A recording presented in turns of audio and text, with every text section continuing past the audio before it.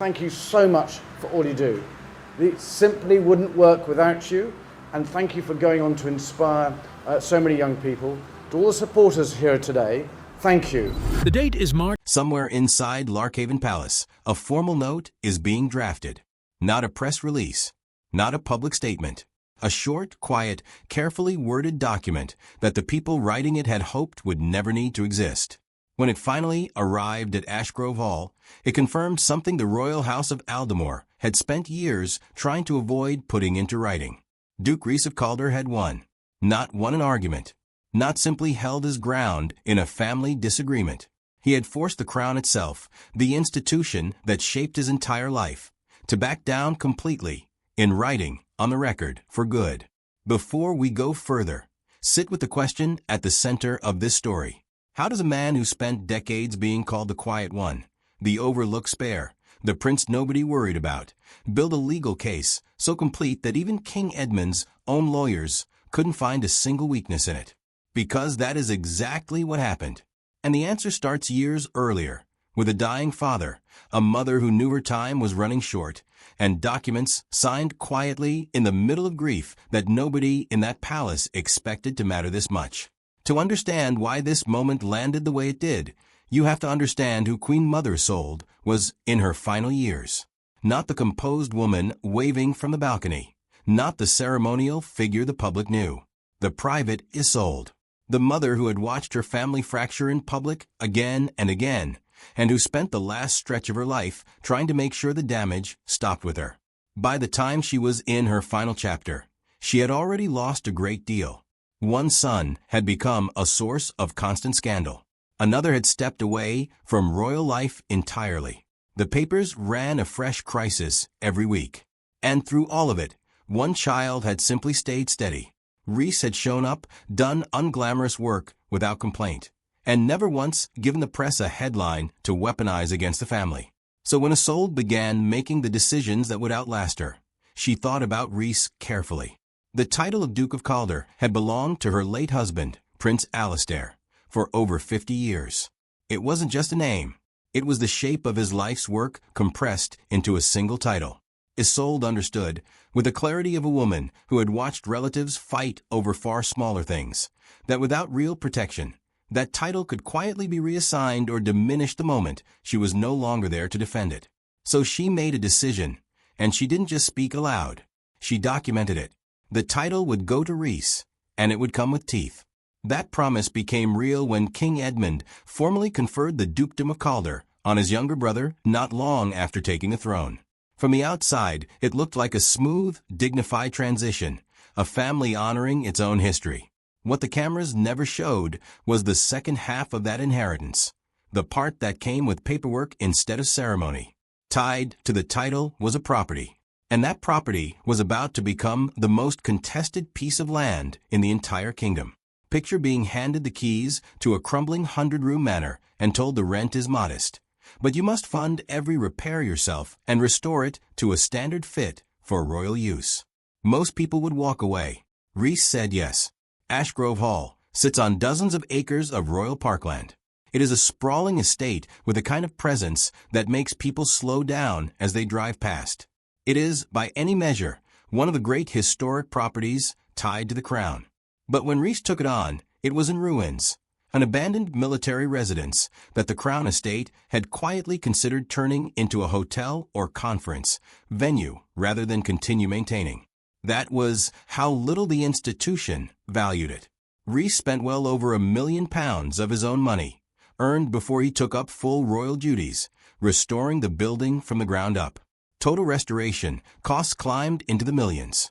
The Crown Estate contributed its share, but Rhys personally carried a financial burden the institution was never required to cover. Once the work was finished, an independent audit reassessed his rent at fair market value, and he paid it every year without negotiation or complaint. While Rhys quietly did everything by the book, another relative living on Crown land operated under far looser terms, a double standard the institution allowed to persist for years.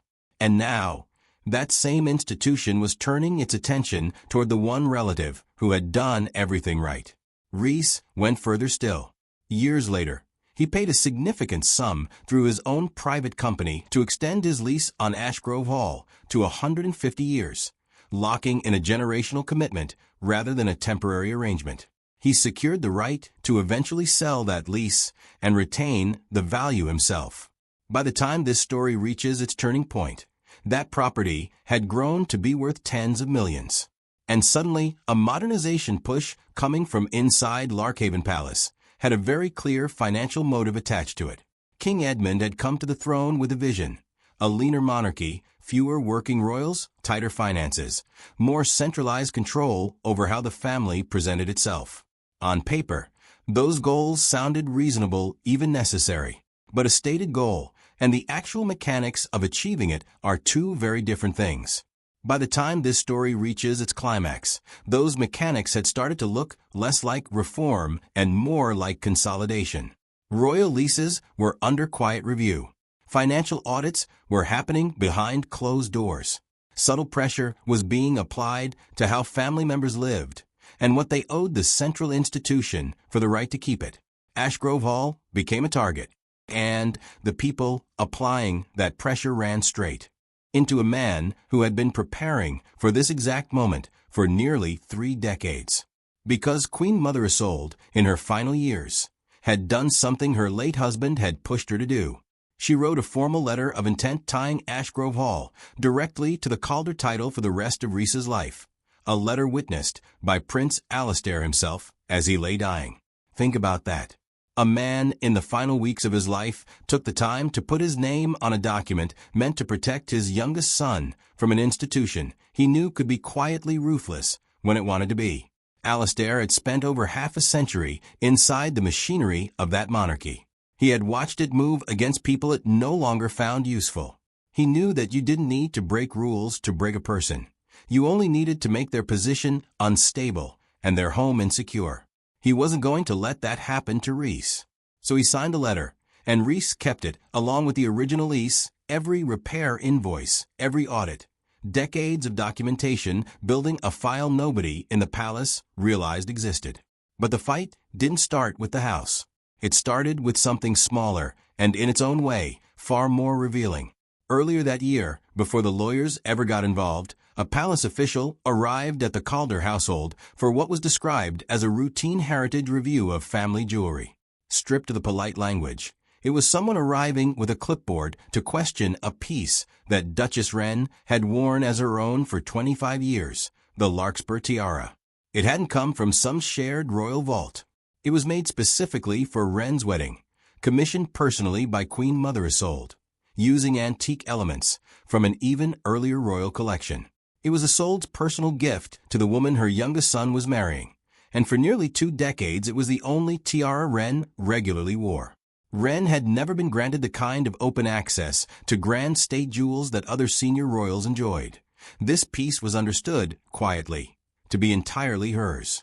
The argument now being made from the palace was that because the tiara contained historically significant stones, it could be reclassified as crown property, requiring formal permission every time Wren wanted to wear her own wedding gift. But pull that thread, and it unravels fast. If a personal gift from a beloved matriarch can be reclassified based on its components decades later, then every gift Isolde ever gave becomes vulnerable, including pieces now worn by the current queen consort, Seraphine, much of whose collection also traces back to royal sources. The logic devoured itself the moment anyone examined it closely, and Rhys's legal team saw it immediately. They didn't stop at pointing out the contradiction. They produced a signed deed of gift from 1999, classifying the Larkspur tiara explicitly as a private wedding present, not a loan, not a shared asset, but Wren's outright. Rhys had gone further still. He'd personally commissioned a matching pearl set to accompany the tiara, funded through crown resources, but designed under rights he held privately. And his lawyers argued the 2 pieces formed a single artistic unit that couldn't be separated without breaking his own intellectual claim. There was also something in the file that had nothing to do with law and everything to do with truth.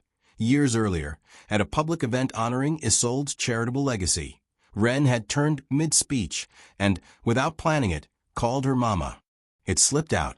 In a room where every word is usually rehearsed, it slipped out, and it said everything about what these two women had meant to each other. By the afternoon this story turns, Reese's lawyers delivered a direct warning. Drop the claim on the tiara, or private letters written by Isolde would be released. Letters stating clearly her wish that Wren retain full ownership of her jewelry. Letters that, according to those close to the matter, also touched on Isolde's long and complicated relationship with Seraphine. Edmund had spent years carefully rebuilding Seraphine's public image.